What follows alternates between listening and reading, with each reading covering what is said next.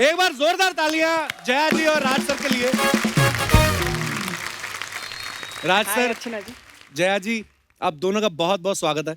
आज आप पहली बार दोनों हमारे शो पे आए हैं, बहुत अच्छा लग रहा है आप दोनों को देख के। बहुत बहुत शुक्रिया।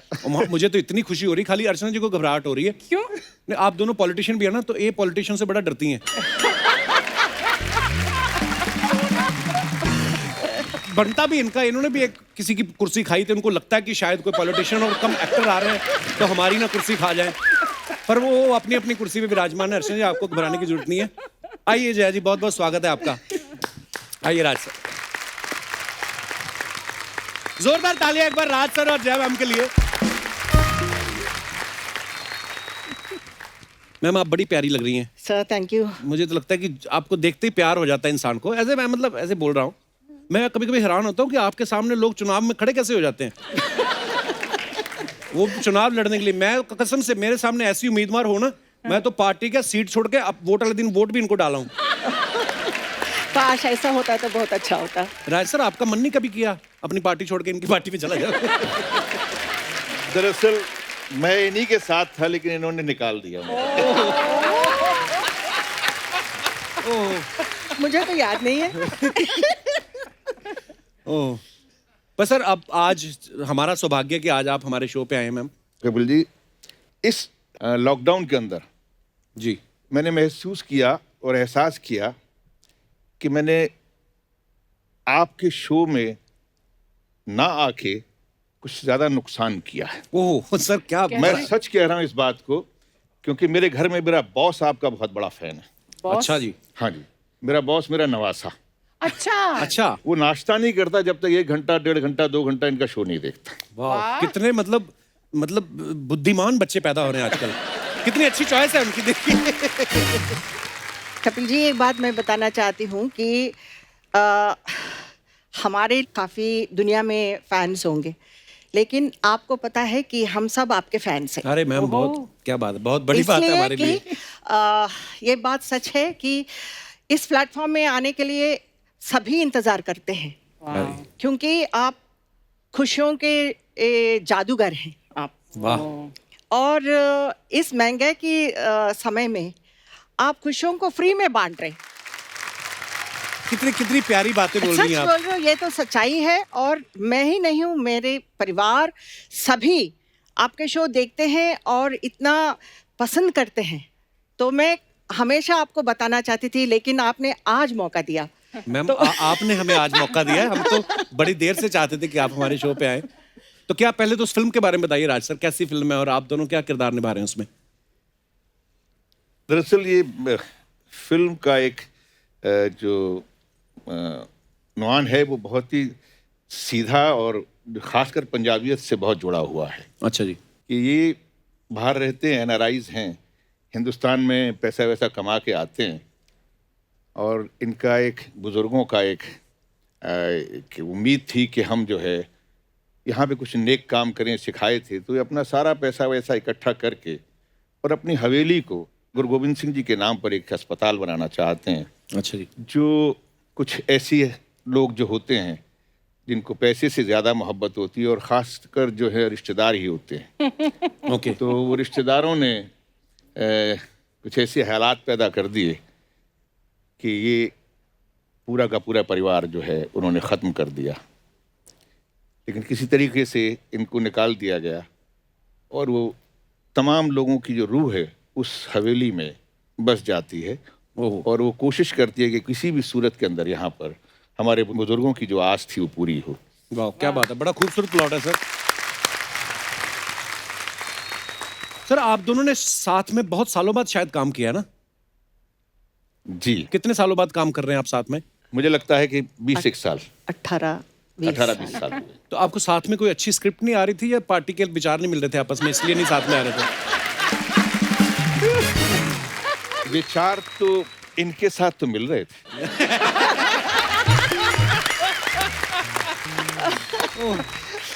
और अच्छा। इनके और हमारे विचारों में कभी ऐसा लगा नहीं कि हम तो जहां भी मिले अच्छे विचारों से मिले। अच्छे विचारों से ही मिले। अच्छे विचार होते हैं, लेकिन समाज नहीं इकट्ठा होने देता। पार्लियामेंट में ऐसे। हाय, नमस्ते राज जी। नहीं, कभी कभी गले भी मिलते थे हम लोग, ऐसी बात कहीं नहीं। ऐसे राज जी ऐसे ऐसे देख के हाय जी यार। राज सर, हमने सुना भी था कि 80s में सब हीरोइंस जो चाहे जीनत जी या पद्मिनी जी सब बोलते आपके साथ काम करना चाहती थी, तो मैं सोचता था कि यार मतलब कि क्या राज सर उनको पेमेंट ज्यादा दिलवाते हैं या अपनी भी दे देते हैं उनको? तो मेरे दिमाग में आ रहा था, मैं कहा कभी मुलाकात होगी तो मैं पूछूंगा। आपका सोचना भी सही है, मुझसे तो ज्यादा ही पैसे मिलते थे उनको। जया जी, मैं आपसे ये नहीं पूछूंगा कि आप फिल्मों में कैसे आई, कैसे ब्रेक मिला। मैं ये पूछना चाहता हूँ, साउथ वाला ने आपको छोड़ा कैसे? कोई कौन जाने देगा कि हमारी हीरोइन वहां जाए, है ना? कैसे कैसे आना हुआ आपका? वो जाने नहीं दिया। वाकई आपने जो प्रश्न सही पूछा। जो सरगम ओरिजिनल वर्जन थी वो सिरसिर मुआ, ओके उसको रीमेक किया था हिंदी में। ओके और एनएनसीपी साहब और विश्वनाथ जी डायरेक्टर, उन्होंने मुझे रिकमेंड किया था Okay. जो हिंदी वर्जन के लिए। वैसे मुझे एक बहुत बड़ी एंट्री मिली। I am thankful to NNCP साहब एंड विश्वनाथ जी। वाह। जी। अच्छा, सरगम में आपका किरदार था वो बोलता नहीं था? बिल्कुल। तो मैं ये भी पूछना चाहता था आपसे कि मतलब वो पहले से स्क्रिप्ट में ऐसा था कि उस समय आप हिंदी की प्रैक्टिस करी तो आपने खुद ही म्यूट करवा दिया था कि मेरे को अभी म्यूट रखो? नहीं, ओरिजिनल वर्जन में भी वो गुंगी कैरेक्टर थी ओके और इसमें उसी को रिपीट किया था। Okay. लेकिन जो कैरेक्टर में हम लोगों को जो एक्सप्रेशंस देना है और सामने वालों को भी समझ में आनी चाहिए, तो उस तरह का शुरुआत में मुझे बहुत तकलीफ होती थी। पर बड़ा मुश्किल होता है, बिना बहुत। बोले आपने अपना किरदार निभाना है। जी, विश्वनाथ जी मुझे स्कूल्स में लेके जाते थे। अच्छा जी। तो वहीं से प्रैक्टिस करती थी मैं, उनको देख वाह। के, उनके जो एक्शंस के, उनके मूड्स को और उनके आवाज को। मेरे को समझ में नहीं आया तुम क्या बोल रहे हो। तो इस तरह का जो आवाज देना है वो मुझे आदत पड़ गई थी। अच्छा। तो बाद में जो भी फिल्म करती थी, मुझे जो डायलॉग बोलने के बाद वो साउंड कंटिन्यू होता था। आपको समझ में नहीं आ रहा ऐसा। तो उसको छुड़ाने के लिए बहुत कुछ प्रैक्टिस करना पड़ा वाह। मुझे। थैंक गॉड, बट पिक्चर में तो लोगों को समझ में आई कि मैं क्या बोल रही हूँ। अरे क्या समझ में, आज तक हमारी याद में वो पिक्चर कमाल की पिक्चर थी। और वो गाना तो डफली वाले, जी। डफली बजा, जी। वो देख लो, मतलब आज Iconic. अभी भी वो गाना कहीं ना कहीं हम सुन ही लेते बजता हुआ। Yeah. एक बात ऐसे मन में आ रही थी मैम, जब आप पहली बार पार्लियामेंट गई थी, एक बार तो सारे एमपी घूम ही गए होंगे ना? हाय हाय, हैं? वो ऐसा हुआ था? जी। सब लोग तेरे जैसे नहीं होते कपिल। मैं आपको अंदर की बात बताऊं, सब लोग मेरे जैसे ही होते हैं, मानता कोई नहीं। राय सर, जब इंसाफ का तराजू, मैं तो आज में ऐसा किरदार निभाया आपने उसमें, मतलब कमाल के क्या। स्टनिंग जो आपने किया ना राज जी उस फिल्म में। पहली बार किसी नेगेटिव कैरेक्टर ने इस तरह से दर्शाया था किसी द सीन्स, और बहुत मुश्किल सीन्स थे। But I remember when I watch that film, I was so impressed and really honestly I thought as who is this actor, Oh, and I was thank so you happy so when I much. Met. वाह, actually बहुत कमाल की, मतलब बहुत कमाल की अदाकारी थी। राज सर, जब आपके घर वालों ने देखी इंसाफ का तराजू, उनका क्या रिएक्शन था आपका, क्योंकि उसमें नेगेटिव किरदार था? सर ये बड़ा अजीब सी एक है। मेरी माँ अभी हैं, तो पहली बार, जैसे मैंने कहा कि हम लोग मिडिल क्लास फैमिली के थे, विज्ञान जी। भवन के अंदर इसका शो हुआ दिल्ली में। अच्छा। डिस्ट्रीब्यूटर ने कराया था, तो मैं अपनी फैमिली को लेके गया, मेरी माँ भी गई साथ में। तो नेचुरली पीछे बैठे हुए फिल्म देख रहे थे। तो फिल्म के दौरान जीनत अमान तक तो ठीक था, जैसी पद्मिनी कोल्हापुरे वाला सीन आया, तो आप दिल्ली की ऑडियंस से और उस नॉर्थ की ऑडियंस से वाकिफ हैं जी। तो जब वो फिल्म की बुराई या किसी एक्टर की एस्तेसी करते हैं तो कोई छोटी मोटी नहीं, बड़ी बड़ी देते हैं। तो उन्होंने बड़ी बड़ी देना शुरू किया और मेरी माँ ने रोना शुरू किया। ओह, और मेरी माँ ने मेरे बड़ी धीरे से कहा कि पुत्र असी थोड़ा खा लांगे, क्या कहा? कि हम थोड़ा खा लेंगे, तू ऐहो जे कम ना करे। यकीन मानिए, जब मेरी माँ ने कहा कि पुत्र ऐहो जा कम ना करे कर, थोड़ा खा लेंगे, this was a big compliment to me, compliment, कि एब्सोल्युटली। मैं मतलब अपनी बात कह सका। वाह। अपने डायरेक्टर ने जो मुझे कहा था मैं उसको निभा सका, और यही वो डायरेक्टर चाहते थे। चोपड़ा साहब चाहते भी यही थे, और credit goes to Zeenat Aman. और उनकी चोट भी लगी, गिरी भी, मैंने बांधा भी, सब कुछ किया, वाओ। बट सैल्यूट करता हूँ कि मेरे ख्याल से इस तरह का कोऑपरेशन किसी एक्टर से मिलना वाह। बहुत बड़ी बात है। और इस सब के बावजूद भी उन्होंने मेरे काम की तारीफ की, और मुझे लोगों के बीच में इस बात को कहा कि ही इज गुड। पहचान यही है। सर मैम, आपने 80s में तकरीबन सब हीरो के साथ, और आपने भी सब एक्ट्रेसेस के साथ काम किया है। कुछ सवाल हैं जो होते हैं, लोगों के मन में क्यूरियोसिटी रहती है उनको जानने की। तो ये लोग पूछना चाहते हैं कि आपको बताना, मैं आपको कुछ लाइनें पूछूंगा, आपको बताना कि ऐसे कौन करता था आपके को स्टार्स जिनके साथ आपने काम किया है। सेट पे लेट कौन आता था सबसे ज्यादा? राजेश खन्ना जी बहुत लेट आते थे। अच्छा। जी, नॉर्मली मैं साउथ की रहने वाली हूँ और साउथ में ज़्यादा काम करती थी, तो मैं 7 बजे, मतलब 7 बजे ऑन सेट रहती थी। वाह। तो यहाँ आने के बाद 9 बजे सेट पे रहने का कॉल देते थे। लेकिन मैं आने के बाद मेकअप करके फिर मैं पूरा दिन मैं वहाँ पे कमरे में बैठती थी मेकअप रूम में।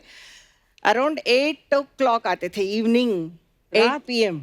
वाह। फिर आने के बाद बड़ा पाव खाते थे, उसके अच्छा। बाद फिर शूटिंग होता था। एक शॉट 9 बजे पैकअप। वाह, सुपरस्टार, क्या बात है। आपके साथ भी कभी ऐसा कोई एक्सपीरियंस हुआ राज सर? सब लेट होने का, देखिए, आप कोई लेट आए या कोई लेट जाए उससे फ़र्क नहीं पड़ता। आप अपने उस वक्त को कैसे इस्तेमाल करते हैं। और मैं समझता हूँ कि मैं बड़ा खुशनसीब हूँ कि मेरे जो सीनियर को स्टार थे, वो अगर मान लीजिए सुबह 9 बजे की शिफ्ट है, तो वो 2 बजे आए या 3 बजे आए, जब तक मैं 2 शिफ्ट करके आ जाता था। अच्छा, वाह। अक्सर ये होता था कि मैं लेट आता था। वाह। मैं 5 शिफ्ट करती थी। अच्छा। Oh God. 5 Wow, shift yes. करती थी एंड ऑल स्टार्स। तो शराबी फिल्म के लिए मतलब ऊटी से मैं ट्रैवल करके, इवनिंग में ट्रेन में ट्रैवल करके I used to reach Chennai.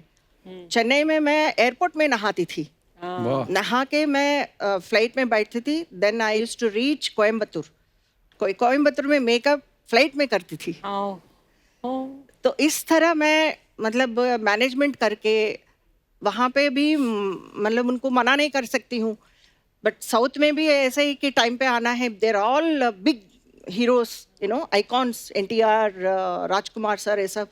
तो उनके साथ मेरा कंपैरिजन, तो मैं अभी छोटी बच्ची हूँ, लाइक 16 साल की, 17 साल की हूँ। So I was like, you know, panic हो जाता था। लेकिन it is a load, but it is a pride. वाह।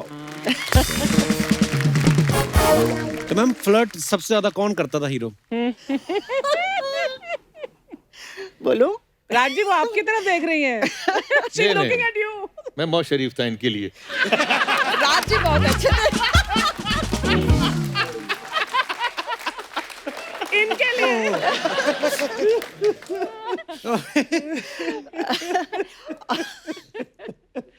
मैं बोलूं? नहीं बोलूं? नहीं, बोलिए, प्लीज बोलिए। मैम। धर्म जी।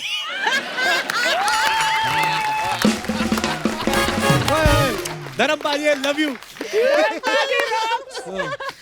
हेल्दी फ्लर्ट होता है। हेल्दी मतलब धर्म जी को देख के मुझे बहुत डर लगता था। लेकिन उनके साथ काम करने में मजा आता था। और बहुत अच्छे हैं, बहुत ही अच्छे हैं। काफ़ी कंफर्टेबल, मतलब एक होता है ना कि फ्रेंडली नेचर के लिए कोशिश करते हैं कि गाने में ठीक हो और एक फ्रीडम हो। इस तरह का धर्म जी बहुत करते थे। लेकिन कभी कभी उनका मन करे तो छोटे छोटे जो हेल्दी फ्लर्ट भी करते।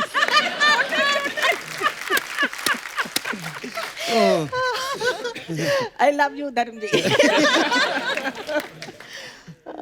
अच्छा, डांस करने में सबसे ज्यादा दिक्कत किसे होती थी? आप बोलिए। मैं तो कभी सोचता भी नहीं था कि डांस करना पड़ेगा। अच्छा। और बेचारे डांस डायरेक्टर जो हुआ करते थे, उनका इम्तिहान होता था। ऐसा नहीं है, तो बहुत हम्बल है, but he is so good in dance also. ऐसा नहीं है, बट इट डिपेंड्स इनकी ऑन वजह से द करता मूड। पंजाबी लोगों के 8 बजे के बाद ज्यादा डांस करते हैं हम लोग। सो साथियों, आगे बढ़ने से पहले फिल्म से जुड़े 2 और अहम किरदारों को यहाँ पे इनवाइट कर लेते हैं. So please welcome mister Gurpreet Kuggi and beautiful Ehana Dhillon. नहीं मुझे अब याद आया, राज जी और जया जी कैसे आए थे, हम भी वैसे ही आते हैं. चलो आप फिर से तालियां बजाइए.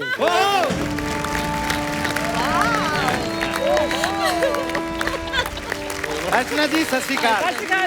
देखो जी, बड़े बन नहीं सकते, बड़े लोगों की रीस तो कर सकते हैं ना. कुग्गी बाजी, एहाना, आप दोनों का बहुत बहुत स्वागत है. वैसे इसे बोलते हैं एंट्री. देखो ऑडियंस फ्रीज हो गई सारी. कुग्गी बाजी, आप पहले तो प्लीज विराजमान हो जाइए. Thank you ji, thank you so much. Thank you. बाजी एक बात बताइए. नहीं, पहले मुझे बताइए सर, आपने ये क्या, मैं एंटर कर मुझे लगा मैं पार्लियामेंट में आ गया हूँ.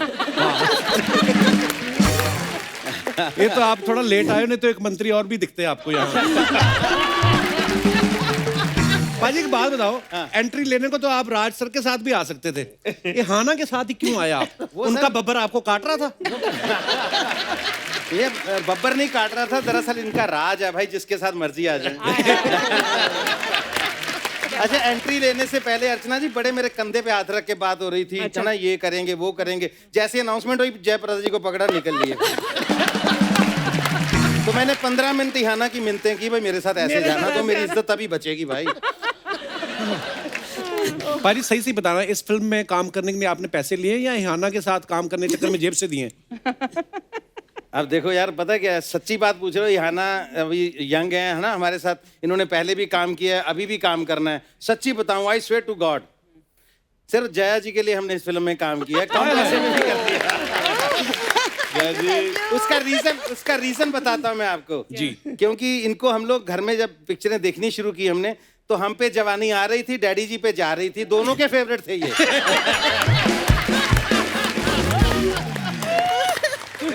कपिल, तुम्हें तो याद होगा यार, जब हम लोग पंजाब में, तो ये कल्चर बहुत था कि तब वीसीआर पे पिक्चर देखनी होती थी तो 10-10 रुपए डाल के सारे वीसीआर लेके आते थे. हाँ. तो जब सुबह वो वापस लेने आता था ना बंदा, अगर वो आधा घंटा लेट हो जाए तो बोले अंधा, ये तो फिर से लगा दे यार, इंसाफ का तराजू फिर से लगा दे. वो 15 मिनट की देख लेते थे, लगता था बोनस मिल गया रिपीट में देखने से. और मुझे याद है, तोहफा फिल्म हमारे घर में लगी हुई, तो हमारे घर में बहुत झगड़ा होता इस बात पे. वो तोहफा फिल्म लगी हुई तो डैडी के भी फेवरेट थे. तो हमें भी डैडी की वजह से ज्यादा फेवरेट हो गए हमारे भी. ये भी कौन सी चीज है, डैडी बहुत देखते हैं जी. तो घर में झगड़ा इस बात पे होगा, डैडी की कुर्सी भी सबसे आगे होती थी. पहले डैडी जितेंद्र जी आ रहे ना, डैडी ऐसे बैठे होते थे. जैसे इनका सीन शुरू होता, डैडी बैठे बैठे बैठे ये हो जाते थे.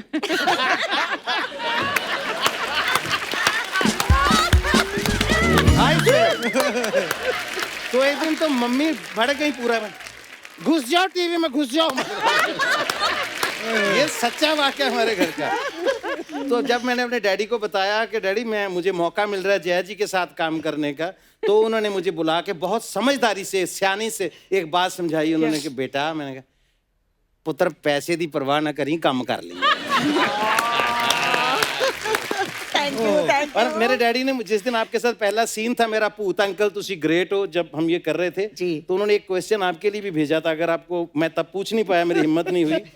तो अगर आप समझें तो मैं आप पूछ सकता हूँ. तो डैडी ने कहा था उनसे पूछ के आना, ये जो यहाँ मस्सा तिल लगाती हैं, ये ओरिजिनल है कि लगाती हैं? मतलब डैडी की बारीकी देखिए, मैं अपनी बात नहीं कर रहा हूँ. डैडी के नाम पर खुद पूछ रहा है कुकी.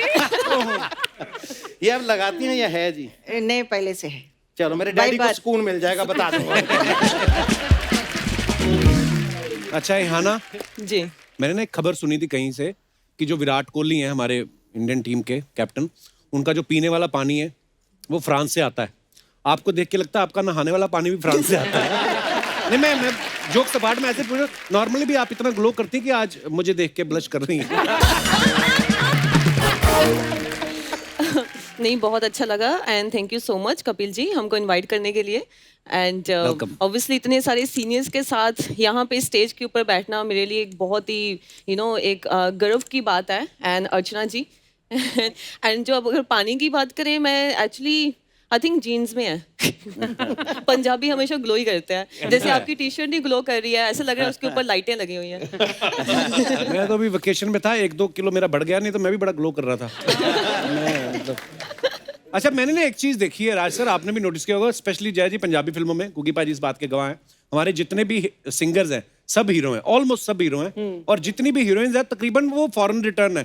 तो आपने यहाँ ना इस फिल्म के लिए ऑडिशन दिया था कि वीजा दिखा के रोल मतलब पहली बार? ये आपने बिल्कुल सही बात बोली। एक्चुअली पंजाब में जो मोस्टली हीरोइंस हैं वो फॉरेन रिटर्न है। एंड अगर आप अभी चेहरे की बात कर रहे थे, सो अर्चना जी मैंने एक्चुअली काफ़ी बार ये प्रॉब्लम फेस किया है पंजाबी इंडस्ट्री में, बिकॉज मैं बिलोंग करती हूँ पंजाब से, फरीदकोट से बिलोंग करती हूँ, जो किसी को यकीन नहीं होता कि I am from Faridkot. And जब मेरे को किसी भी मूवी का ऑफर आता है, मेरे को हमेशा से क्योंकि एक पिंड से बिलोंग करते हैं, तो मुझे हमेशा शौक था कि मैं एक देसी कैरेक्टर प्ले करूं। और जब भी मेरे को कोई मूवी का ऑफर आता था, जब मुझे लगता था कि हाँ I want to do this character, तो मेरे को पंजाब वाले बोलते थे ये आप पे सूट नहीं करेगा, बहुत ज्यादा सुंदर दिख रहे हो इसके अंदर, और आपके चेहरे पे सूट नहीं करेगा। और आपने मान लिया?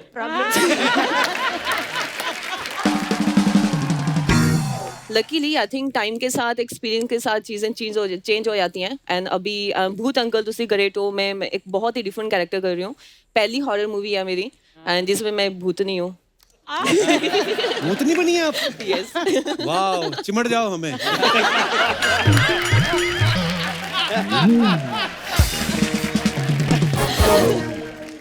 मैं बहुत, जो हमारे दर्शकों को, बहुत सारे लोगों को पता भी है, मैं हमेशा बोलता रहता हूँ, लेकिन मैंने जब ये शुरुआत की स्टेज पे, थोड़ा बहुत स्टैंड अप कॉमेडी करना शुरू किया, तो शुरुआत मैंने मतलब कुकी पाजी को देख के सीखा है। और इनसे एक चीज़ तो मैंने कम से कम ये सीखी है कि कभी भी बिलो द बेल्ट कंटेंट नहीं हुआ कुकी पाजी का, जो मैं इनका फैन क्या बात, क्या बात, क्या बात। आपकी क्वालिटी है ये, नो डाउट के मेरा छोटा भाई है, लेकिन इसका मकाम इतना ऊंचा है आज कि इस तक पहुंचना बहुत मुश्किल है। तो मतलब आपके ऊपर खड़े होके तो मतलब सारी दुनिया देख सकता है बंदा, आप इतने ऊंचे करते। पाजी मुझे याद आ गया यार, एक बहुत साल पहले आपने अपने एल्बम में किया था ना, मैं चाहता हूँ ऐसे ही, तो अर्चना जी ने नहीं देखा होगा, वो जो शादी वाला एक था ना, कि शादी में जो सारे रिश्तेदार परफॉर्म करते हैं, माँ कैसे नाचती है और बहन। वो पाजी थोड़ा सा हो जाए प्लीज, ओ पाजी प्लीज, खड़े होके। अरे सर, पता है क्या, स्टेज पे परफॉर्म करना बहुत आसान होता है, इम्तिहान देना बहुत मुश्किल होता है। तो मैं कोशिश करता हूँ। तो हमारे पंजाबी में क्या होता है ना सर, जब शादियाँ होती हैं तो पता ही नहीं चलता कौन कौन आके भंगड़ा डाल रहा है शादी में, और क्यों डाल रहा है, कब तक डाल रहा है, पता ही नहीं। उसको बताना पड़ता है, भाई 3 दिन हो गए, शादी खत्म हो गई, बस कर दो आप। अच्छा, फिर उनकी सुई अटक जाती है, 4 पैग लगे हो तो वैसे ही नहीं पता चलता। अच्छा, फिर वो एक 50 का नोट निकाल के सारे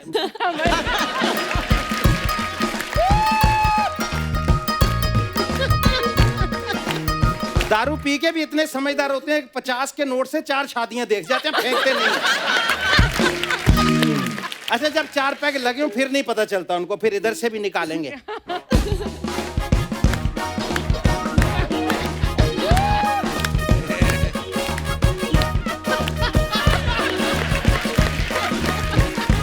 अच्छा, सुबह होश आ जाती है, सारे लोग सो रहे होते हैं, तो वो अकेला घूम रहा होता है वहां पे। उनको पूछो, मामा जी क्या हुआ? कुछ नहीं यार, रात भंगड़ा करते वक्त पैसे गिर गए। बोला गिरे नहीं, वो तो ले गए ढोल वाले के बच्चे, खा भी गए अब तक। तो ये हमारे वहाँ चलता है। अच्छा, सुई अटक जाती है तो पंजाबी में जब भी भंगड़ा होता है तो एक ही लाइन से शुरू होता है, ओ बारी बरसी खटन गया सी, खट के ले आंदा टांगा। बारी बरसी खटन गया से शुरू होता है ना। अब उनकी एक बंदा हमारा रिश्तेदार है, नाम नहीं लूंगा, वो रिश्तेदारी टूट जाएगी। तो 10 पैक लगे हुए और लगा हुआ है, खटन गया खट के लिए टांगा। उसको लगा टांगा बहुत बड़ी चीज है जो मैं काट के ले आया हूँ। बारी बरसी खटन गया सी, खट के ले आंदा टांगा। अब आगे उसको बोले, वो राइम नहीं बन रही उससे, तो लोग बोर हो रहे हैं अब यार, शुरू करें, क्योंकि जब आगे बोलेगा तो ढोल शुरू होगा ना। बारी बरसी खटन गया सी, खट के ले आंदा टांगा। पीछे कुछ दुखी हो रहा था मेरा, बोला आगे क्या भाई? बोला आगे कोड़ा।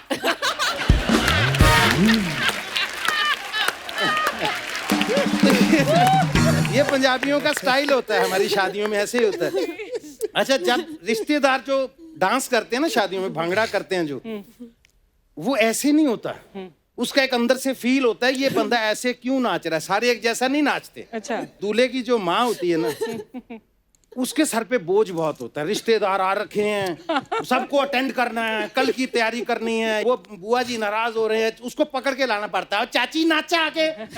उसका दिल बिल्कुल नहीं होता नाचने का, सर पे बोझ है लेकिन उसको नाचना है। तो फिर वो फॉर्मेलिटी करती है, कैसे करती है, उसको शर्म भी आती है, या जेठ भी बैठे हैं, ससुर भी इसमें बैठे हैं, बड़े बुजुर्ग भी बैठे हैं, तो इतना पहले तो चुन्नी ऐसे करके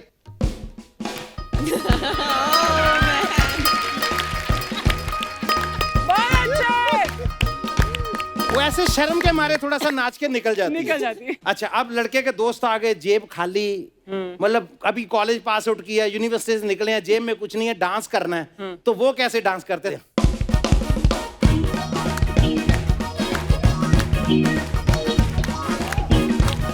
वो ऐसे क्यों नाचते हैं, इसका भी मतलब होता है। उसका मतलब ये होता है भी पैसे या नहीं, पंगड़ा जितना मर्जी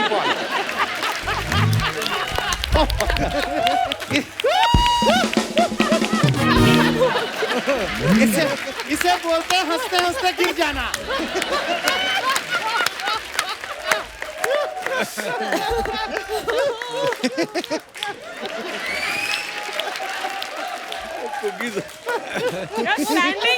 स्टैंडिंग ओवेशन तो सुना था, ये तो लाइंग डाउन ओवेशन दे दिया यार। वैसे यार मेरा जोक इतना गिरा हुआ तो नहीं था। कुछ रिश्तेदार शादी में ऐसे आते हैं जिनको बुलाना पड़ता है। अच्छा। तो क्या करें यार, बुलाना पड़ेगा। वो भी शादी में आ जाते हैं इसलिए कि जाना पड़ेगा। अब दिल से खुशी कोई नहीं है शादी की, अब उनको पकड़ के ले आते हैं, डांस करो, तो वो भंगड़ा कैसे करते हैं?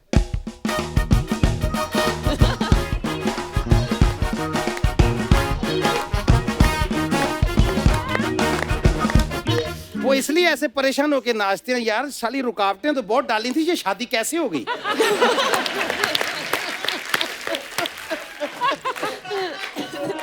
अच्छा, दूल्हे की बहनें पंजाब में कैसे नाचती है? पाजी जिन्ना तेज आंदा उन्ना ही बजा दो।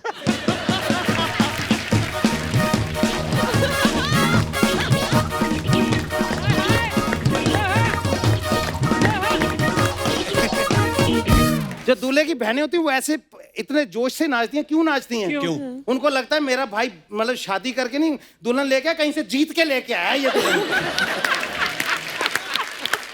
अब लड़के का बाप कैसे नाचता है, उस पे दिमाग पे उस पे भी बोझ है, काम है, लेकिन वो थोड़ा सुकून में भी है। क्यों, वो भी बताता हूँ।